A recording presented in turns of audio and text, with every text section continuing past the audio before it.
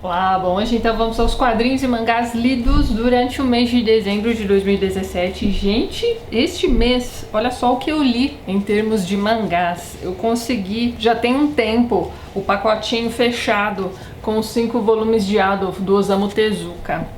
E eu não sei por que eu levei tanto tempo para ler esse mangá. Gente, esse aqui é um mangá completo em 5 volumes, foi publicado pela Conrad, então hoje em dia não sei como é que tá para conseguir esse mangá, não sei se alguma editora aí já andou fazendo uma nova edição, ou se existe a possibilidade da própria Conrad relançar, mas gente, isso aqui é maravilhoso! Isso aqui é uma das melhores histórias sobre Segunda Guerra Mundial que você vai ler na sua vida. Existem alguns mangás que contam histórias da Segunda Guerra, como por exemplo Gen, que é maravilhoso, tem o Zero Eterno, que eu li no mês passado também, que também é muito bom, mas isso aqui é outro nível. Aliás, na minha cabeça, pelo menos, o Gen tá só um pouquinho abaixo no pódio dos melhores mangás de guerra, né? Esse aqui ficou em primeiro lugar com certeza, gente. Aqui, então, o Osamu Tezuka vai contar pra gente a história de 3 Adolfs, né?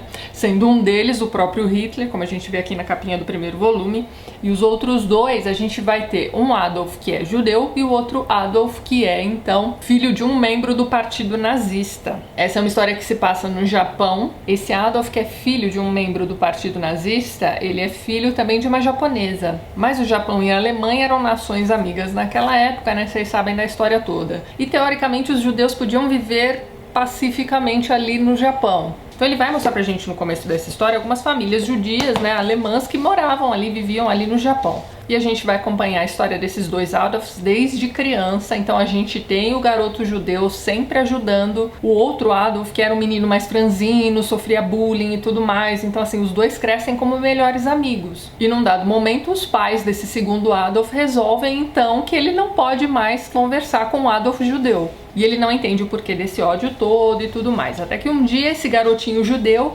vai ouvir ali uma conversa que ele não deveria ter ouvido, né, de uma reunião de judeus ali na casa dele, em que um deles vai dizer então que o Hitler teria então uma ascendência judia, né, lá a avó dele, enfim, teria deixado ali uns documentos comprovando que ele tinha ali um avô judeu. E a história toda que a gente vai acompanhar aqui nesses 5 volumes é da busca por esses documentos. Então, além da gente acompanhar a história desses 3 Adolfs, a gente vai acompanhar também a história de um investigador, que é na verdade um jornalista. O irmão dele, num dado momento, vai então entrar em contato com esse documento, vai avisá-lo por telefone e no dia seguinte esse irmão vai aparecer morto, de repente o corpo dele some. Então assim, esse jornalista se vê envolvido nessa, que aqui nessa história, né, vai ser então a maior intriga da Segunda Guerra Mundial. Então, essa é uma história imaginada, na verdade, pelo Osamu Tezuka, mas enquanto ele tá contando essa história pra gente, né, desses supostos documentos que poderiam provar, então, que Hitler também era judeu,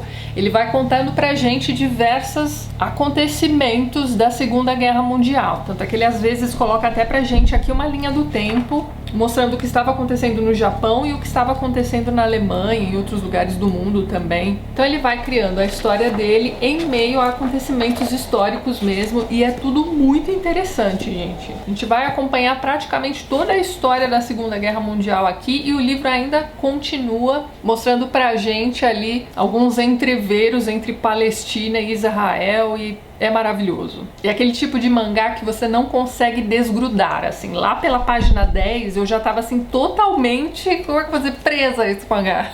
Eu li esses 5 volumes praticamente em 2 dias, gente. E é um mangá denso, né? Todo pautado em diálogos mesmo. Então assim, não é um mangazinho que você sente ali no sofá em meia hora você termina de ler, não.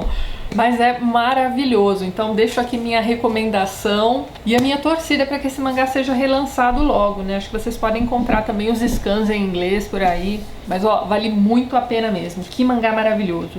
É um dos melhores que eu já li na vida, gente. Acho que agora ele tá ali do ladinho do Monster. Ah, e antes que vocês me perguntem, sim, eu já comecei a comprar o Pluto. Acho que no mês que vem eu já comento com vocês sobre o volume 1, pelo menos.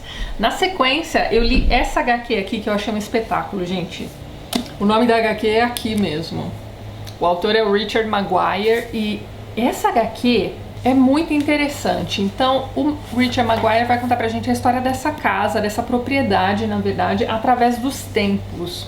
Então, ele vai contar pra gente a história desse lugar ali, desde a época em que ela era habitada por índios, né, pelos nativos mesmo, passando também pelo período de colonização. A gente vai acompanhando a história desse lugar ao longo dos séculos, até chegar ao período atual, né, os anos de 2000. Então muitas vezes ele vai mostrar o que está acontecendo agora e o que estava acontecendo séculos atrás. Que HQ sensacional! Aqui então o autor vai contar pra gente uma narrativa sobre o tempo, né, no fim das contas.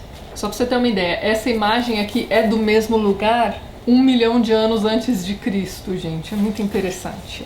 Então o autor vai manipulando o tempo, como ele bem entende, para ir contando essa história pra gente desse lugar. Marquei essa página aqui, ó, em que você tem pessoas se xingando, né? Então você tem os balõezinhos aqui dos xingamentos. Então tem xingamentos de todas as épocas, né? Então em 1950 tem uma pessoa xingando a outra de coió, em 65 de boca aberta, 68 debilóide, 77 pateta, 84 idiota e por aí vai. A coisa só vai piorando. E tem alguns momentos nessa história, por exemplo, nessa imagem aqui de uma festa de Halloween, né? Também através dos tempos, né? Você tem ali em várias décadas festas de Halloween que aconteceram naquela casa. Você tem aqui a imagem de um fantasma. Não sei se dá pra vocês verem. É uma pessoa vestida de fantasma, tudo bem. Mas em outros momentos a gente vai vendo esse lençol também nessa casa.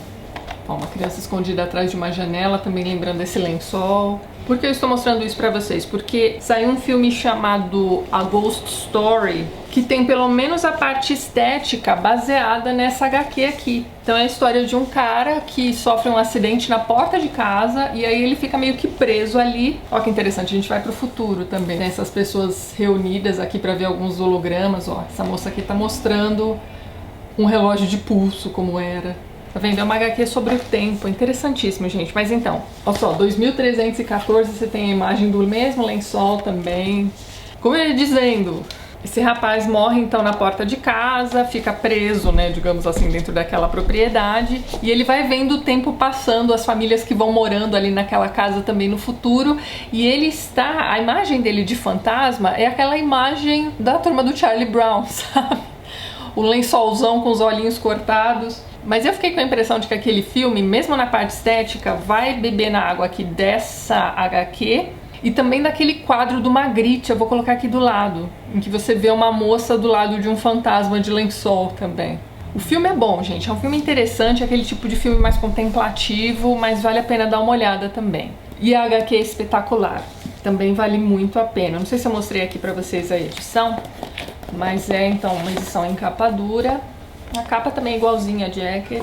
Muito bonito mesmo essa HQ, gente. E por fim eu li isso aqui, ó. Eu li o Canon do Wallace Wood. Também não conhecia, vim a conhecer depois que o pessoal do Pipoca Nanquim lançou essa HQ.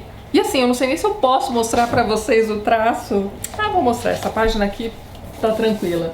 O que acontece? Essa aqui é uma HQ que foi criada então pelo Wallace Wood na época da Guerra do Vietnã.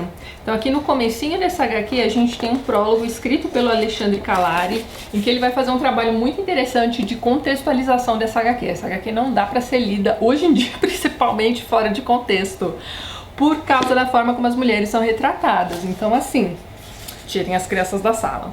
Você tem mulheres de peitinhos de fora aqui praticamente em todas as páginas. É difícil achar uma página que não tenha peitos, vocês não estão entendendo. Mas aí a gente pode olhar pelo lado artístico, né? Ver como é que ele desenhava, né, esses corpos femininos. É tudo muito bonito mesmo, uma coisa feita assim, de bom gosto, né? Você não tem nada assim muito vulgar, eu diria. É que no imaginário, né, dos criadores dessa HQ, realmente as mulheres perfeitas seriam todas assim, né?